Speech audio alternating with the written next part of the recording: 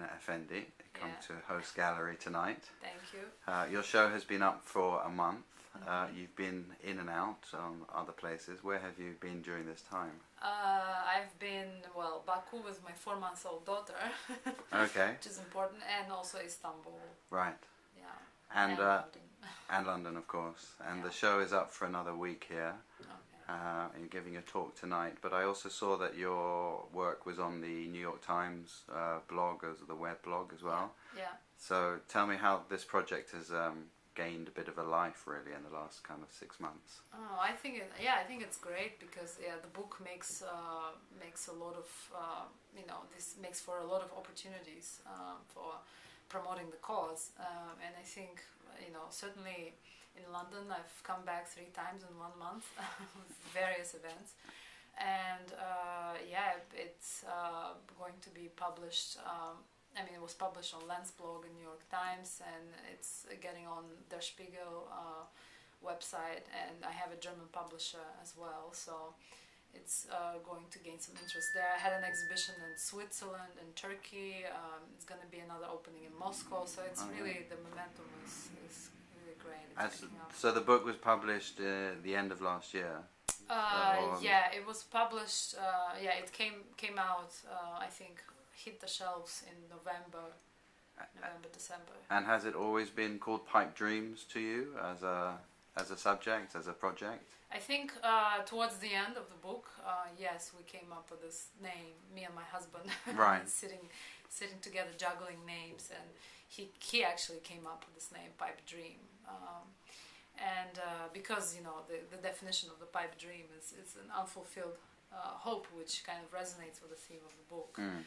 The hopes of the people for a bright future with oil. It has a kind of I guess both sides to the story within the book, and also within your kind of connection to the story. That it's obviously has an effect on people's lives around it.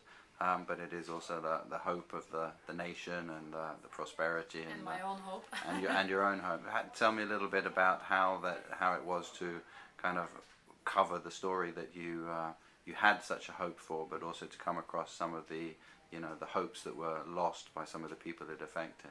I think overall, I think what my photography is about for me personally is just kind of the process of searching for answers and never finding them.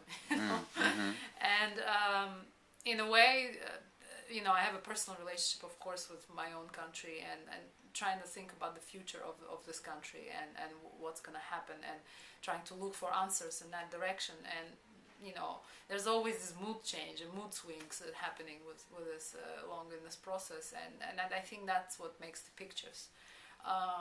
I've met a lot of people along this pipeline route who had hopes, because there was a lot of PR work done along the line, and their expectations were great. They were looking forward to the pipeline. But then when the pipeline was built and nothing really happened, no changes happened in their lives, the hopes were shattered.